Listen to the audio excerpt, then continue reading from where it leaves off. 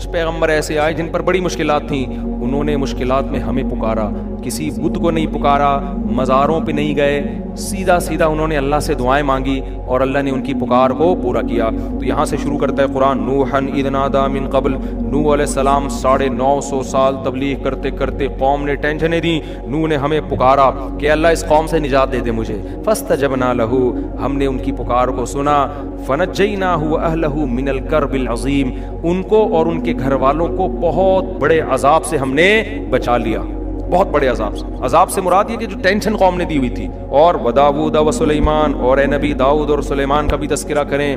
ایک کھیت میں بکری نے گھس کے کچھ نقصان کیا تو کیس آیا داؤد اور سلیمان علیہ السلام کے پاس۔ حضرت داؤد نے جو فیصلہ کیا اس کے بجائے آپ کے بیٹے حضرت سلیمان کا فیصلہ زیادہ اچھا تھا، تو قرآن نے ان کی تعریف کی کہ بیٹے نے جو کام کیا وہ باپ کے فیصلے سے بھی اچھا۔ لیکن قرآن کہتے ہیں ہم نے دونوں کو علم دیا، اور ہم نے داؤد علیہ السلام کے لیے پہاڑوں کو مسخر کر دیا اور پرندوں کو بھی۔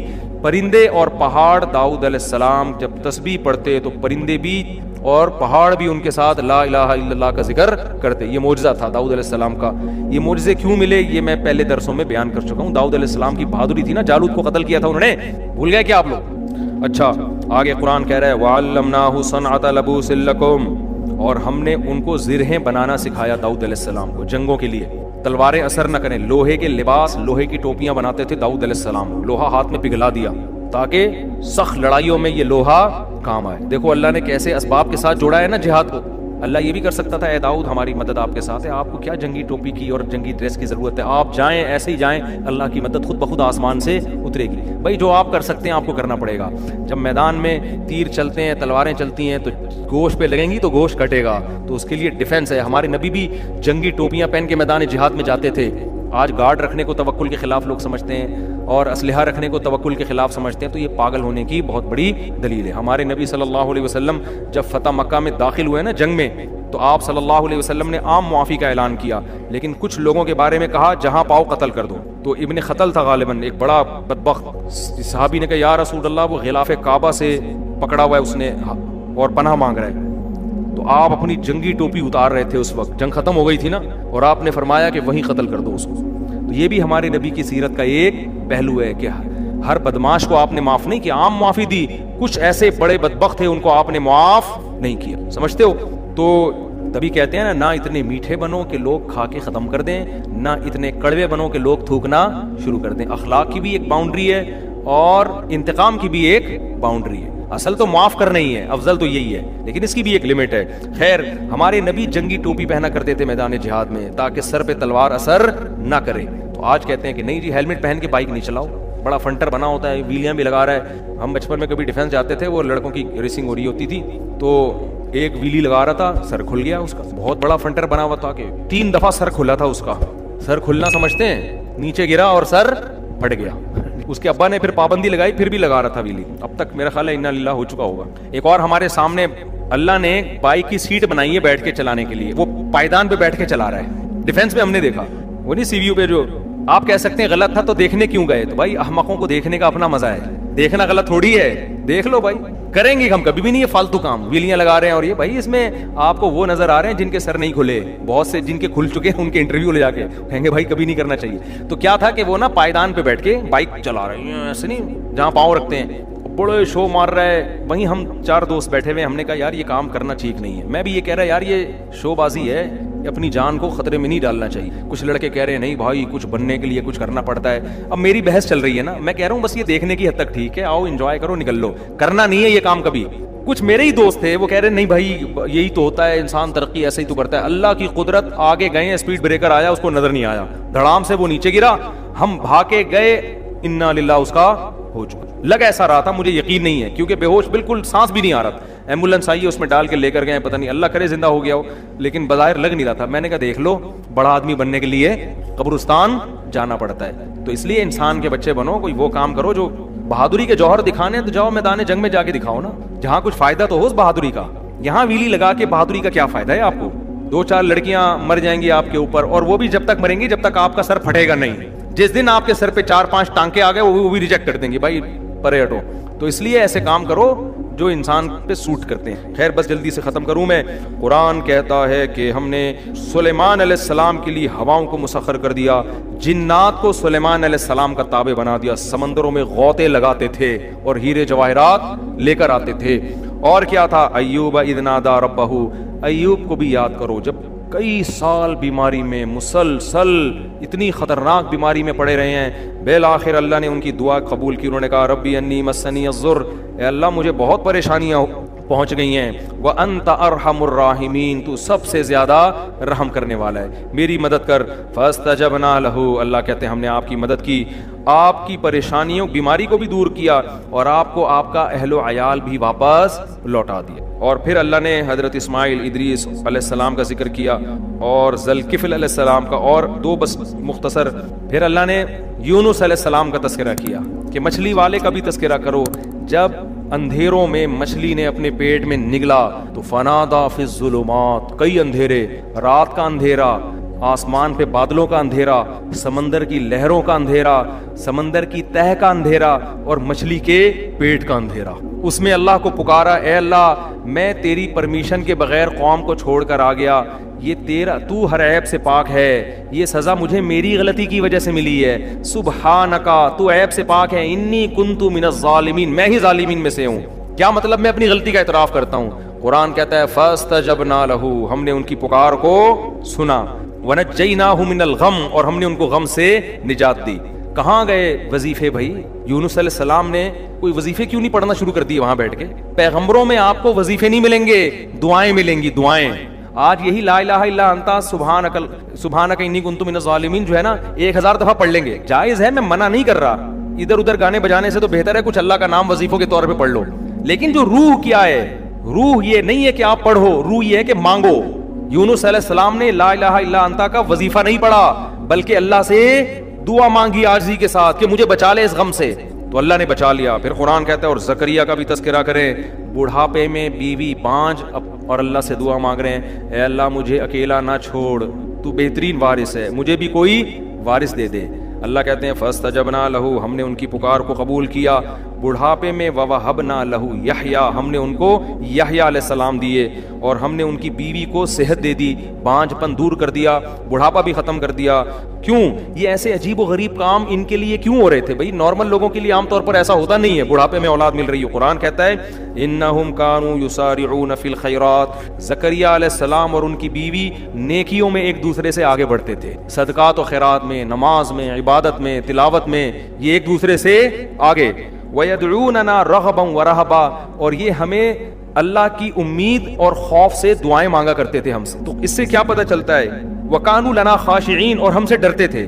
اس سے پتہ چلتا ہے جس گھر میں اللہ کی عبادت ہو, صدقات و خیرات کا معمول ہو, اور جس گھر میں دعائیں مانگنے کا معمول ہو, تو پھر ان کے ساتھ اللہ تعالیٰ ایسے معاملات کرتے ہیں جو دوسروں کے ساتھ نہیں کرتے. بڑھاپے میں اولادیں مل رہی ہیں ان کو, اور آج گھروں میں یہ سارا ماحول کیا ہو گیا ہے؟ ختم. ہر وقت موبائل گیم چل رہے ہوتے ہیں, ڈرامے چل رہے ہوتے ہیں, گانے چل رہے ہوتے ہیں, فلمیں چل رہی ہوتی ہیں. تو پھر اللہ کی مدد کہاں سے آئے گی بھائی؟ جو اللہ کی خاطر گناہوں سے بچتے ہیں, گھر میں عبادت کا ماحول ہوتا ہے, تو اللہ ان کے ساتھ ایسے کام کرتے ہیں, ایسا پروٹوکول دیتے ہیں تو دوسروں کے ساتھ نہیں. بس ایک آیت پڑھ کے بیان ختم کرتا ہوں. ابراہیم علیہ السلام کو جب بڑھاپے میں اولاد کی خوشخبری ملی ہے نا, قرآن کہتا ہے کہ فرشتے جب ابراہیم علیہ السلام کے پاس آئے انسانی شکل میں, بچڑا سامنے رکھا, فرشتوں نے کھایا نہیں. ابراہیم علیہ السلام گھبرا گئے کہ یہ دشمن تو نہیں ہے. انہوں نے کہا نا, ہم تو اللہ کے فرشتے ہیں, ہم کھانے کی ہمیں رغبت نہیں, یہ تو ہمارے لیے پتھر ہے. ابراہیم علیہ السلام کی جو زوجہ تھی نا, بوڑھی, وہ حضرت سارہ, وہ دروازے پہ کھڑی ہوئی تھی. بوڑھی عورتیں جو ہے نا, وہ دروازے پہ کان لگا کے سن رہی ہوتی ہیں, اگر ان کو خطرہ ہوتا ہے کہ پتہ نہیں کوئی, کیونکہ انہوں نے دیکھا نا اجنبی بندے ہیں. ویسے اصولی طور پر کوئی بندہ آپ کے شوہر کے ساتھ بات کر رہا ہو نا, تو عورت کو چاہیے کان لگا کے نہ سنے. خواتین سن رہی ہوتی ہیں, دیکھو کوئی دوسری شادی کی بات تو نہیں چل رہی کہیں, موبائل میں بھی جھانک رہی ہوتی ہیں کہ یہ ستار واقعی ستار ہے, کائنات تو نہیں ہے کہیں یہ. تو تجسس کرنا اچھا کام نہیں ہے. لیکن حضرت ابراہیم کی زوجہ دروازے پہ کیوں کھڑی ہوئی ہیں؟ خوف تھا نا کہ پتہ نہیں کوئی دشمن تو نہیں آئے ہیں, کون ہے یہ لوگ, کبھی دیکھا بھی نہیں ان کو اس علاقے میں, اور بڑے خوبصورت جوان. تو انہوں نے کہا ہم اللہ کے فرشتے ہیں اور آپ کو اولاد کی خوشخبری سنانے کے لیے آئے ہیں. کہ اللہ آپ کو بیٹا دے گا اسحاق, اور پھر بیٹے کا بھی بیٹا ہوگا, پوتا بھی ہوگا, ان کا نام کیا ہوگا؟ یعقوب. بیٹے کی بھی خوشخبری اور پوتے کی بھی. تبھی تو حضرت ابراہیم نے حضرت اسحاق کی بالغ ہوتے ہی شادی کرا دی تھی, ٹھیک ہے نا, ان کو پتا تھا کہ اللہ ان سے بھی اولاد دے گا مجھے. تو بچوں کی جلدی شادیاں کرا دیا کرو, اس سے یہ ہوگا کہ وہ جو پوتا ہوتا ہے نا وہ بھی آپ ہی کی اولاد ہوتا ہے, سمجھتے ہو؟ لوگ کہتے ہیں تو میرے بچے کے بچے ہیں, تو آپ کے بھی تو ہیں نا وہ. تو بچوں کی جلدی شادی کرانے میں بڑا فائدہ کیا ہے, آپ کو بھی اولاد مل جاتی ہے. خیر, تو اب جب ابراہیم علیہ السلام کی زوجہ نے یہ سنا کہ فرشتے کہہ رہے ہیں کہ آپ کو اولاد ملے گی, تو قرآن کہتا ہے وہ اندر آئیں فسقت وجہہا, ایسے ماتھے پہ یوں, جیسے عورتیں نہیں کہتی ہائے ناس کیسی باتیں کر رہے ہو, کہنے لگی یا ویلتا, ہائے کمبختی, ہائے ناس, الیدو, میرے اولاد ہوگی, میں اتنی بوڑھی, میرے اولاد ہوگی, وانا عجوز, میں تو بڈھی ہو چکی ہوں. عجوز کہتے ہیں بالکل بڑھاپے کی انتہا کو پہنچی ہوئی. وہذا بالی شیخا, اور یہ میرا شوہر یہ بھی بڈھا ہے. اشارہ کر رہی ہیں, ہاضا اشارے کی طرف, یہ بوڑھا, اس کے اولاد ہوگی, اور میں بھی, اور پھر ایسے نا ماتھے پہ یوں کر کے مارا ہے, اور کہنے لگے ناس ہو تمہارا, تباہی ہے. تو اتنا تعجب ان کو ہو رہا تھا, یہ کس طرح کی, ابھی تک تو خاموش کھڑی ہوئی تھی, بھائی ٹھیک ہے بچڑا نہیں کھا رہے, چلو سمجھ میں آتا ہے, اور جو ہے اجنبی لوگ ہیں, لیکن ابھی تک کوئی ٹینشن بھی نہیں دی. اب جو آگے باتیں شروع کر دی ہیں کہ اولاد ہوگی, تو یہ حضرت ابراہیم کی زوجہ سے یہ بات ان کی سمجھ میں نہیں آئی. یہ کیسی بات ہے, اب تم نے غلط باتیں, اب میں چپ نہیں رہوں گی, وہی اب میں خاموش نہیں رہوں. آ کے ایسے ماتھے پہ یوں کر کے مارا ہے, اور کہنے لگی یا ویلتا, ہائے بدبختی, ویل کہتے ہیں بربادی تباہی کو, ہائے بربادی, ہائے تباہی, ہائے ہلاکت, الیدو, میرے اولاد ہوگی, وانا عجوز, میں اتنی بڈھی, وہذا بالی شیخا, اور یہ میرا میاں یہ بھی اتنا بوڑھا. تو اب جو میں پوری بات بتانے کے لیے میں آیت پڑھی نا, تو فرشتوں نے کیا کہا, اتعجبین من امر اللہ, اللہ کے آرڈر پہ تمہیں تعجب ہو رہا ہے. رحمت اللہ وبرکاتہ علیکم اہل البیت, اے گھر والو تم عام لوگوں کی طرح نہیں ہو, تم تو سلیکٹڈ خاندان ہے تمہارا, تم نے شرک کے راستے کو چھوڑا, تمہارے گھروں میں سخاوت ہے. سخاوت تھی نا کہ مہمان آ کے بیٹھے ہیں, ابھی پوچھا نہیں ہے کون ہو کہاں سے آئے ہو, بچڑا پہلے لا کے رکھ دیا. ہم تو کباب چائے نہیں لا کے رکھتے پہلے, بھائی تو بتا, میں تو نالائق آدمی ہوں, میں تو اسی طرح کرتا ہوں, بندہ ہے کون بھی کہاں سے آیا, کیوں آیا, بغیر پوچھے آیا, اتنی ساری ہمارے یہاں تو پریشانیاں ہیں نا. اور بعض دفعہ تو لوگ چائے کا پوچھ اس لیے رہے ہوتے ہیں تاکہ وہ کہے, میں بتاتا ہوں نا, ہمارے ایک دوست گئے اپنے کسی گھر میں, ان سے پوچھا کہ آپ نے کھانا کھا لیا, انہوں نے کہا نہیں کھایا. مجھے خود بتا رہے تھے, کہہ رہے مجھ سے پوچھا کھانا کھا لیا, میں نے کہا نہیں کھایا, کہہ رہے کھایا ہوتا تو چائے پلاتا. چائے سے بھی گئے اور کھانے سے بھی گئے, یہ تو ہماری سخاوت ہے. تو کیسی سخاوت, ابھی مہمان آیا ہے, بچڑا پورا روسٹ کر کے سامنے لا کے رکھ دیا ہے, پھر دیکھ رہے ہیں کہ بھئی ہاتھ جا ہی نہیں رہے. تو یہ تو بھئی تمہارا تو خاندان سخی ہے, توحید پرست ہے, عبادتیں ہوتی ہیں. کوئی عام لوگ تعجب کرتے کہ بڑھاپے میں اللہ اولاد دے رہا ہے, تو تعجب بنتا ہے. تو فرشتے کہہ رہے ہیں کہ تعجب ہمیں آپ کی باتوں پہ ہو رہا ہے. رحمت اللہ وبرکاتہ علیکم اہل البیت, اے اہل بیت تم پر تو اللہ کی رحمتیں اور برکتیں ہیں. انہ حمید مجید, کیا مطلب, وہ اللہ بڑا قابل تعریف اور بزرگی والا ہے. یہ کیسی تعریف ہے اس کی کہ تم اس کے لیے قربانیاں دو اور وہ تمہارے لیے کچھ بھی نہ کرے. وہ تو قابل تعریف ہے, جتنا تم کرو گے وہ کئی گنا اس سے تمہارے لیے زیادہ کرے گا. تو یہ میں پوری تقریر اس لیے کر رہا ہوں, گھروں کے ماحول کو صحیح کرو, سمجھتے ہو, گھروں میں کچھ تعلیم کا تلاوت, تبھی تو حدیث میں آتا ہے کہ سنتیں گھر میں پڑھنی چاہیے تاکہ بچے بھی عبادت سے تھوڑے سے مانوس ہوں, تلاوت ہو. میرے والد صاحب کو اللہ مغفرت فرمائے, جب آفس سے آتے تھے نہا کے سب سے پہلے قرآن لے کے بیٹھ جاتے تھے اور اونچی آواز سے تلاوت کرتے تھے. پوری زندگی ان کا معمول ہم نے دیکھا. جب ان کا انتقال ہوا ہے تو اس دن تلاوت کی آواز گھر میں نہیں آئی, اس کے بعد سے اب تک نہیں آئی. تو وہ ایک احساس ہوا کہ یار, اور بڑی پیاری آواز میں تلاوت کرتے تھے, تو ایک دم احساس ہوا کہ یار ہمارے گھر سے ایک رونق چھن گئی. یہ روزانہ ان کا معمول تھا, اور ایک خاص اسٹائل میں بیٹھتے تھے, ٹوپی اتار کے, ٹھیک ہے نا, کیونکہ گرمی ان کو بہت لگتی تھی, ٹوپی اتار کے بالکل گریبان کھول کے ایسے بیٹھ کے, حافظ تھے ماشاءاللہ, تو روزانہ پابندی سے قرآن کی تلاوت کرتے.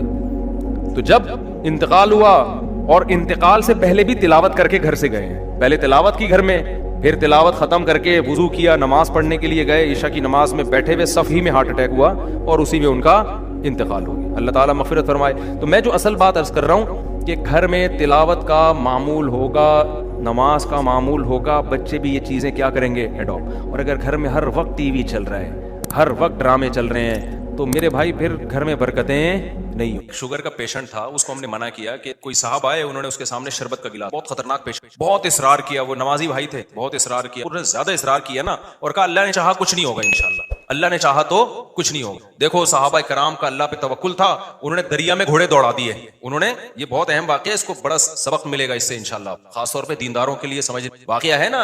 एक अल्लामा इकबाल का शेर भी है कि दश्त तो दश्त दरिया भी ना छोड़े, हमने तो सिर्फ सहराओं में नहीं, हमने तो दरियाओं में भी करामत के तौर पर ना घोड़े दरिया में चला दिए थे साहब। तो उन साहब ने कहा दाढ़ी भी नमाजी भी, अल्लाह पे तवक्कुल था, दरिया में घोड़े चला दिए। तो सामने शुक्र है कोई अकलमंद था जिसको पूरा, उसने कहा पुल होता ना फिर अल्लाह दरिया में घोड़े नहीं, वो डूबना था उन्होंने, हाँ तो पुल नहीं था और मजबूरी थी जाना, पुल होता फिर सहाबा दरिया में चलाते, फिर सवाल ही पैदा नहीं होता कि दरिया में घोड़े चलते। अल्लाह कहता है पुल है तो जाओ ना, या पुल बनाने का टाइम होता तो भी नहीं। ये जो कुस्तुनतुनिया में सुल्तान मोहम्मद फातेह ने कुस्तुनतुनिया और ये जो आज का इस्तांबुल है, जब ये फतह किया था तो उसने कोई दरिया में थोड़ी घोड़े चला दिए थे। उनका ये जो इस्तांबुल का जो किला है ना, आज जो 4000 साल जिसकी पुरानी था, मैंने वहां जाके व्लॉग भी बनाया, ये तुर्की का जो मशहूर किला है, ये तो ईसाइयों के हाथ में था, बहुत मजबूत ईसाइयों की स्टेट थी। और नबी सल्लल्लाहु अलैहि वसल्लम ने खुशखबरी सुनाई थी कि निअमल जैशु जैशु यग़ज़ुल कुस्तुनतीनिया, फरमाया सबसे बेहतरीन लश्कर, क्या ही खूब लश्कर है जो कुस्तुनतीनिया फतह करेगा।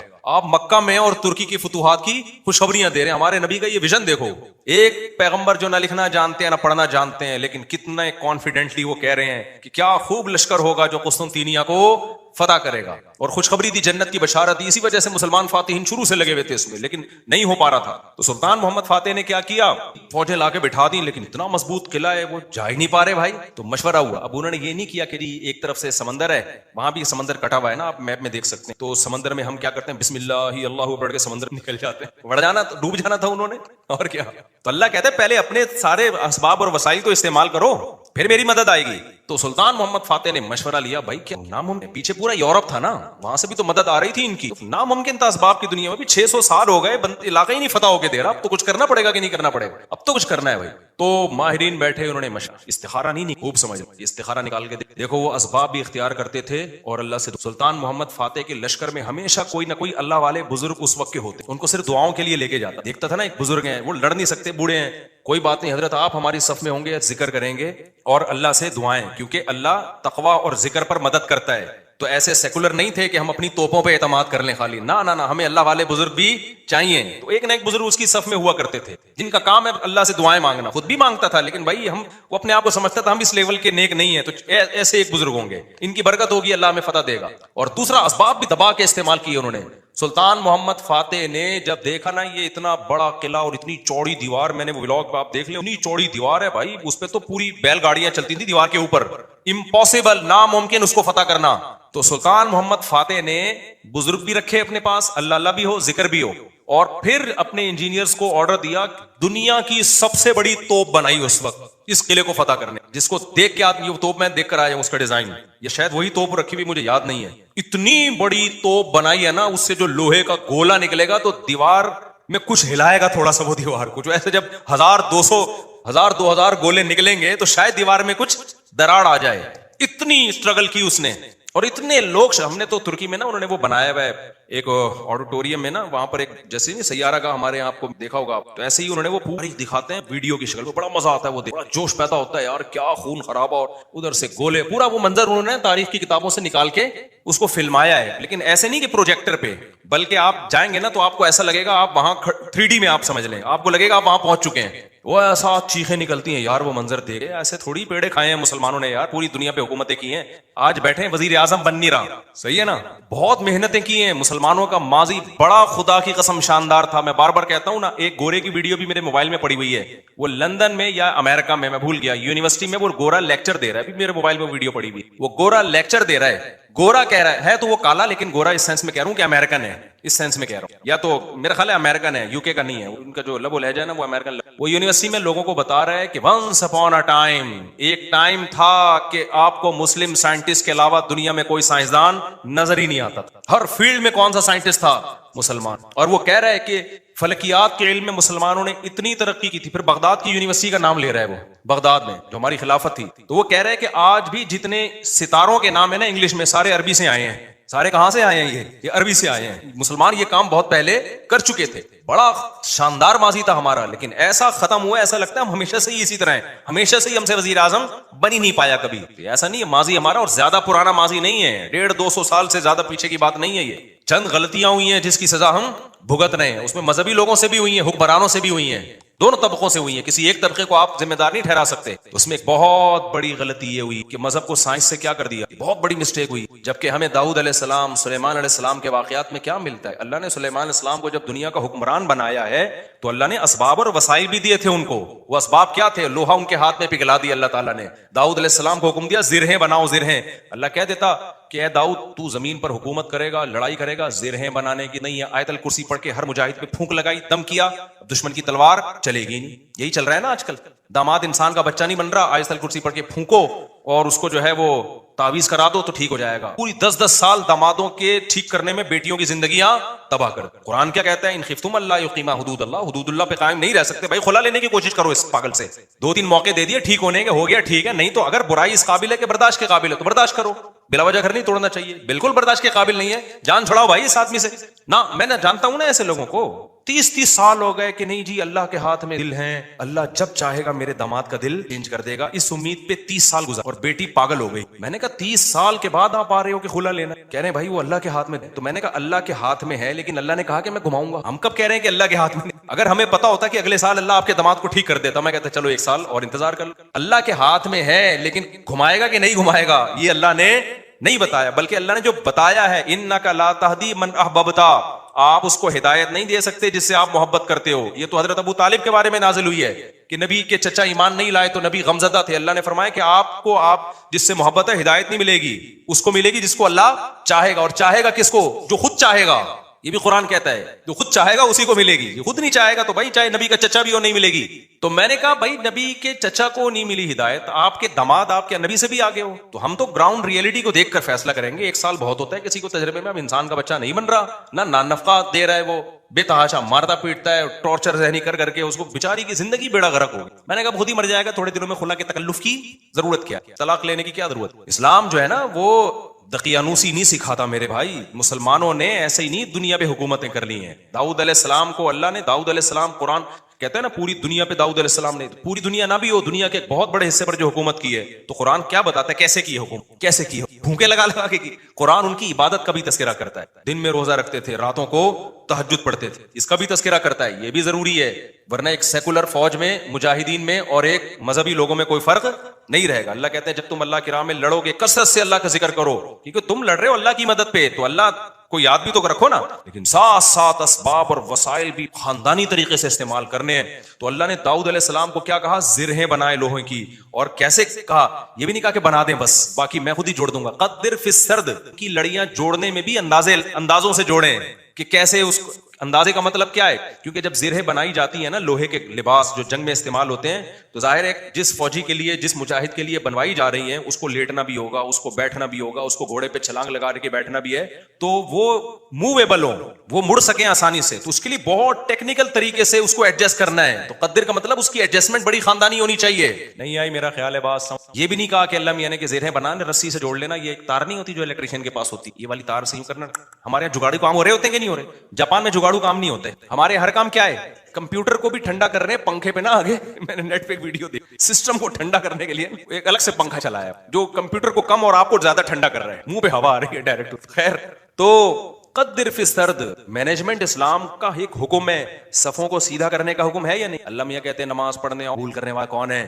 نہ کھڑے اس سیدھے تو پھر سیدھے ہونے. ذرا سا بھی پیٹ آگے نکلا ہوا نہ ہو، سینہ آگے نکلا ہوا نہ ہو. نبی صلی اللہ علیہ وسلم اقامت کے بعد کیسے صفوں کو سیدھا کرتے تھے؟ مینجمنٹ دیندار لوگوں میں ختم. ارے باتیں الٹی ہو رہی ہیں، اللاجیکل باتیں کروا لو.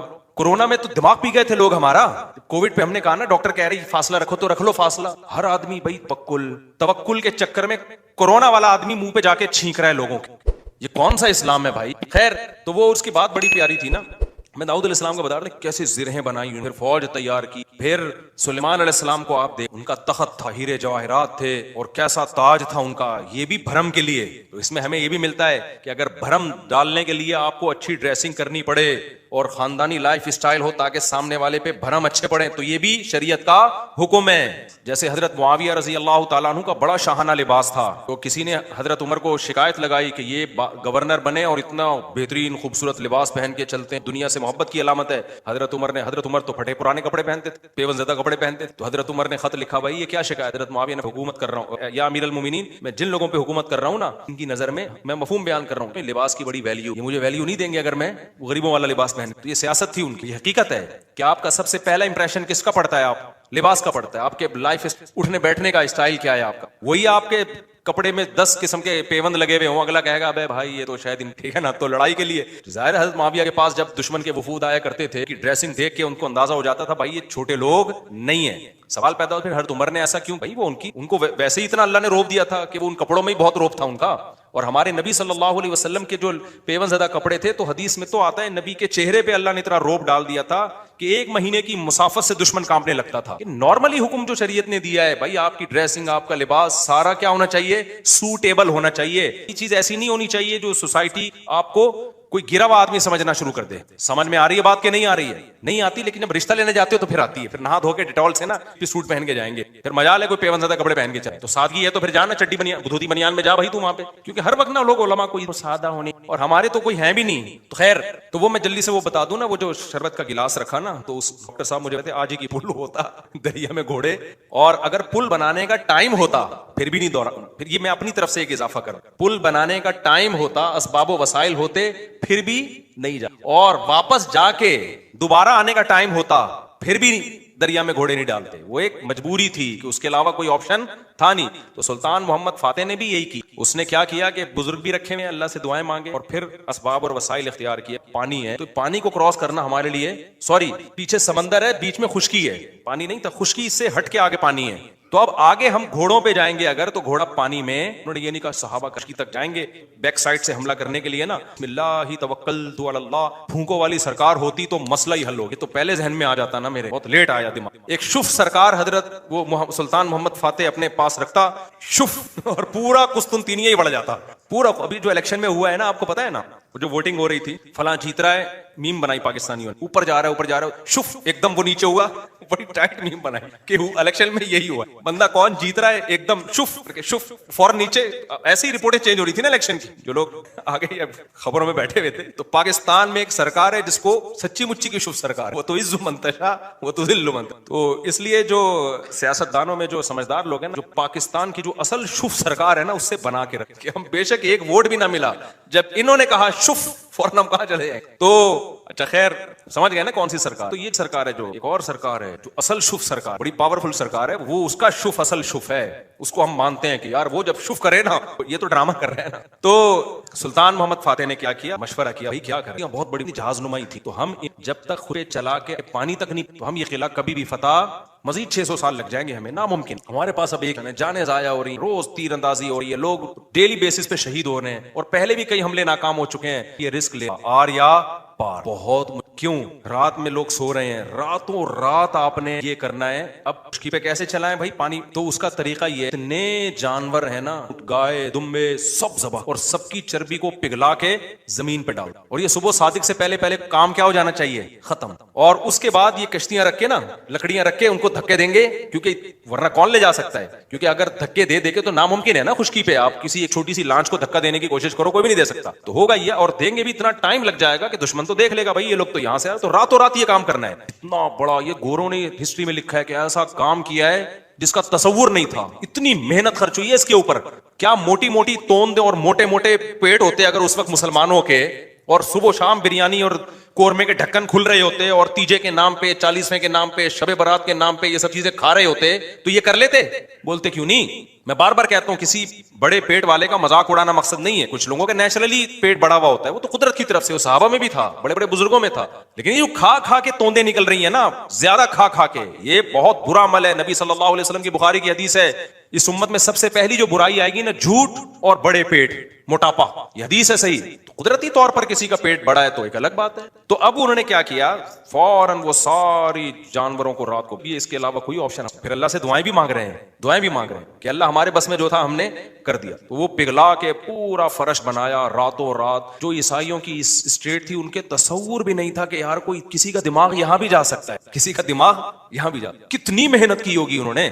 اس وقت کاش ویڈیو کیمرے ہوتے نا, وہ فلما لیتے یہ ساری چیز. پھر وہ راتوں رات کشتیاں لے جا کے نا اس پہ سب کو پار کیا, پانی میں اتار دیا. صبح صادق سے پہلے وہ بہت بڑی فوج مجاہدین کی وہ پیچھے سمندری جہازوں پہ سوار ہو. صبح صادق سے پہلے یہ کام, اور پھر بیک سائڈ سے نا پانی پہ اترے وہ لوگ, اور پھر انہوں نے حملہ. عیسائی انہوں نے تو آگے دیکھ رہے ہیں نا, وہ ان کو کیا پتا پیچھے سے بھی کوئی حملہ کر سکتا. ادھر سے انہوں نے تیر اندازی کی ہے, ادھر سے پیچھے سے حملہ کیا. وہ تو حیران ہو گیا یار یہ بندے آئے کہاں سے, بیچ میں تو خشکی ہے, اس میں تو جہاز آ ہی نہیں سکتا.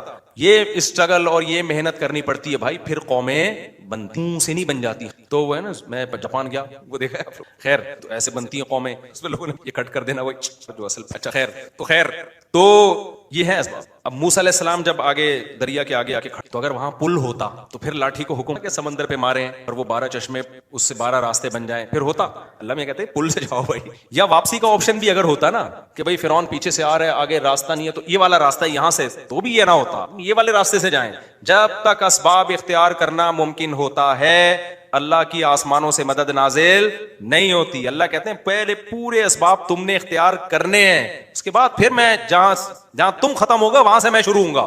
ہم لوگ کچھ کرنے سے پہلے ہی ڈائریکٹ کہاں استخاروں پہ چلے جاتے ہیں ڈائریکٹ. تو اس میں ایک بات خوب یہ بھی اچھی طرح سمجھ لو کہ آج کل نا ایک تو لوگوں میں توکل ویسے ہی نہیں ہے, اللہ پہ اعتماد نہیں ہے, اور پیسوں کے پیچھے بھاگتے رہتے ہیں. لیکن کچھ لوگوں میں غیر ضروری توکل بھی آ جاتا ہے. علماء نے لکھا ہے اگر آپ کو اللہ نے مالی وسائل دیے, میں نے بہت لوگ دیکھے ہیں جاب گئی اور روڈ پہ آ گئے, ایک دم برباد ہو گئے. کاروبار کروڑوں کا بزنس چل رہا تھا, کوئی نقصان ہوا. ابھی کچھ دن پہلے ایک بندہ ملا کروڑوں روپے میں کھیلا تھا پولٹری فارم کا, اس کا بزنس پشاور میں. تو کہہ رہا ہے یار کوئی بیماری آئی, ساری مرغیاں مر گئیں اور میں دیوالیہ نکل گیا, میرا ڈپریشن میں چلا گیا. میں نے کہا میرے بھائی ایسا کام کیا کیوں, کیا آپ کو پتا نہیں ہے مرغیاں میں بیماریاں آتی ہیں؟ کہہ رہے آتی ہیں لیکن میں تو ویکسین. میں نے کہا کیا آپ نے تحقیق نہیں کی کہ ویکسینیشن کے بعد بھی بعض دفعہ ساری مرغیاں مر جاتی ہیں؟ تو کچھ تو آپ کو رکھنا چاہیے تھا نا.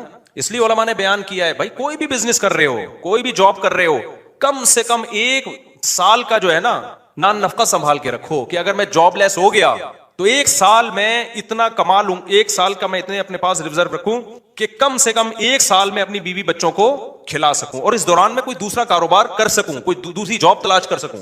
ہاں اس سے بہت زیادہ 10 سال کی 20 سال کی پلاننگ, پھر یہ توکل کے خلاف ہے. لیکن 1 سال 2 سال 1.5 سال کچھ تو کرے نا آدمی. نہیں جی جس اللہ نے آج کھلایا کل بھی کھلائے گا. تو اگر اللہ نے اس طرح سے وعدہ کیا ہوتا تو پھر لوگ روڈوں پہ کیوں بیٹھے ہوئے ہوتے, جھونپڑوں میں کیوں سو رہے ہوتے؟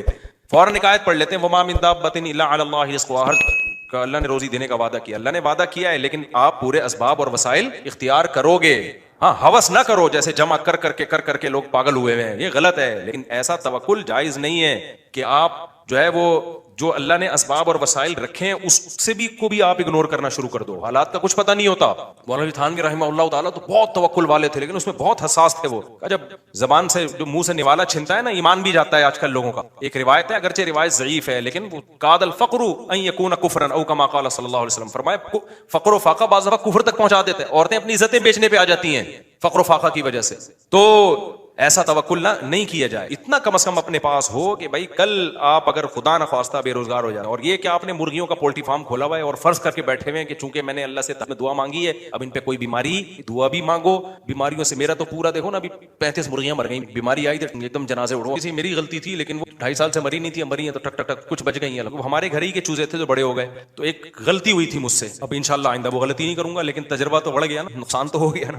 تو اللہ پہ اعتماد اور توکل اس کا ایک مطلب ہے جو شریعت. شوگر کے پیشنٹ نے بڑی اچھی بات کی, اس نے کہا حضرت گھوڑے دوڑائے تھے نا صحابہ کرام نے, پل نہیں مجبوراً دوڑا لیے تھے, تو اللہ میاں نے مجھے کھانے کی چیزیں دی کہ میں بھوک سے مر نہیں رہا ہوں. اگر مر رہا ہوتا تو جان بچانا فرض تھی, پھر میں یہ شربت کا گلاس اللہ پہ توکل کر کے پی لیتا کہ فی الحال تو جان بچاؤ, پھر دیکھیں گے شوگر کہاں جا رہی ہے کہاں نہیں, یا اور چیزیں جو ہے وہ میرے لیے دنیا میں ختم ہو گئی ہیں, یا شوگر سے میں نے مرنے کا ارادہ ہی کر لیا ہے, خودکشی کا ارادہ ہی کر لیا ہے, تو پی لو. کبھی بھی اس طرح کے یہ بے موقع توکل ہوتا ہے. ایک اور ہمارے دوست ہیں, ان کو وہ بھی اسی طرح کہہ رہے یار کھاتا ہوا جو ٹینشن لیتا ہے نا وہ مر جاتا ہے. یہ سب فضول. اللہ نے مسلمان جو ترقی نہیں کر رہا نا, ان باتوں کا بہت بڑا دخل ہے. جب یہ اپر لیول پہ ہوتی ہیں تو پھر اپر لیول پہ نقصان ہوتا ہے. انفرادی زندگی میں اس طرح کی باتیں سمجھتے ہو کہ نہیں سمجھتے ہو؟ اب جلدی سے میں بات کو سمیٹ کے ختم کروں جو بیان میں لے کے چلا تھا. تو اللہ نے کیا فرمایا, تدعو من ادبر وتولى. تو اللہ کے حکم کی جو آرڈر ہے نا, اللہ کا جو آرڈر ہے اس کی ویلیو کہ وہ صاحب کمال اور صاحب قدرت ہے. اس کی ویلیو اس لیے بھی ہے کہ جتنا وہ ہمارا قریب ہے اتنا ریلیشن ہمارا کسی اور سے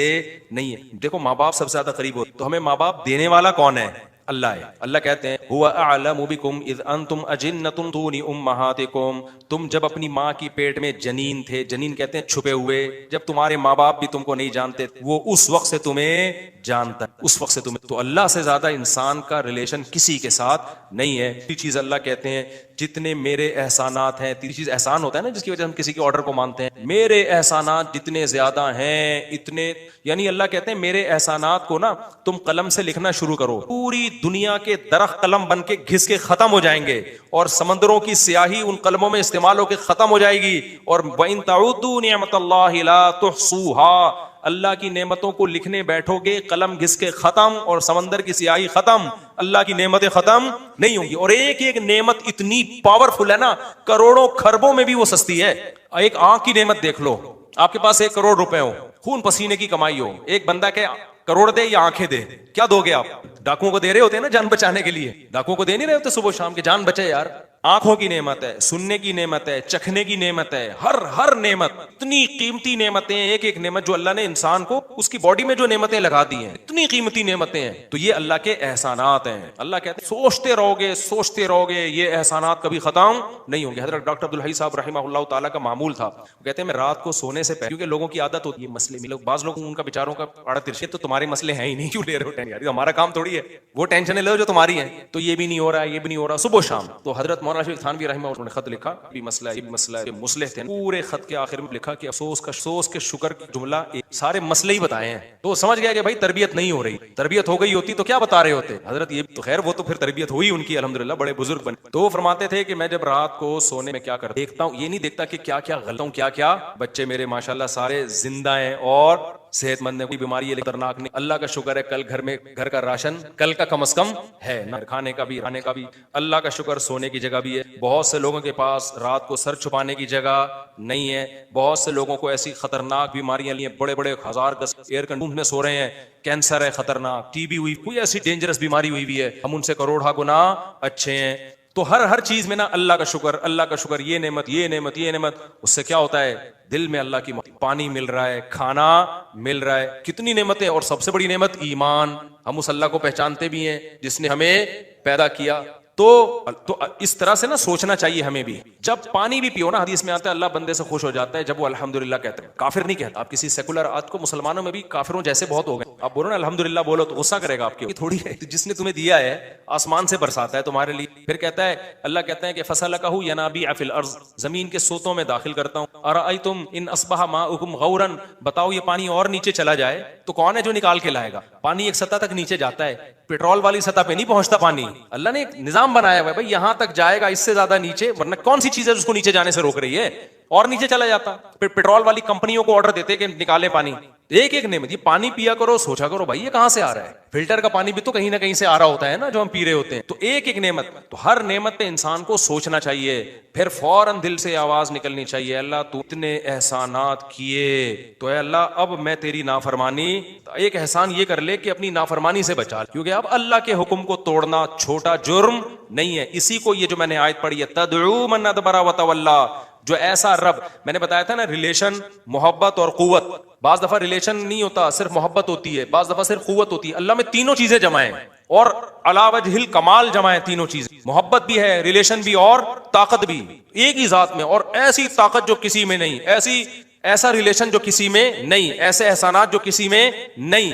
پھر بھائی اللہ جب کسی بات کا آرڈر دے گا نا, وہ کہہ رہا ہے نماز پڑھو, تو پھر آپ کو پڑھنی پڑے گی. وہ کہہ رہا ہے زنا کے قریب مت جاؤ, تو اب آپ کو قریب جانے کی اجازت نہیں ہے. وہ کہے گا بوڑھے ماں باپ کے سامنے اف نہ کرو, تو اف کرنے کی اجازت نہیں ہے. وہ اگر کہہ رہا ہے کہ سود مت کھاؤ, تو کھانے کی اجازت نہیں ہے. وہ اگر کہہ رہا ہے کہ نظر کی حفاظت کرو, تو حفاظت کرنی پڑے گی. سمجھتے ہو کہ نہیں سمجھتے؟ تو سب سے پہلے تو نماز ہے, وہی انسان وہی سیدھی نہیں ہو رہی, آج وہی سیدھی نہیں ہو رہی. تو یہ سارے کام کرنے پڑیں گے, یہ آپشنل نہیں ہے, اور یہ چھوٹا جرم نہیں ہے. اسی کو اللہ نے کہا تدعو, یہ اس کو بلائے گی جو اللہ کے حکام سے منہ موڑے گا. اس لیے اللہ کا دعویٰ برحق ہے. عقل مند لوگ اس دعوے کو مان لیتے ہیں اور اللہ کے حکم کو پورا کرنا شروع کر دیتے. کہیں کوتاہی ہو تو اللہ کہتے ہیں میں غفور رحیم ہوں, توبہ کرو. ایسا نہیں ہو کہ بس ذرا سی غلطی ہوئی پکڑ کے جہنم میں پھینک دوں گا، نہ نہ نہ، توبہ کا موقع دیتا، توبہ کرو۔ تو اور کیا رہ گیا بھائی، اب کیوں نہیں شریعت پہ چلے انسان ہے بھائی؟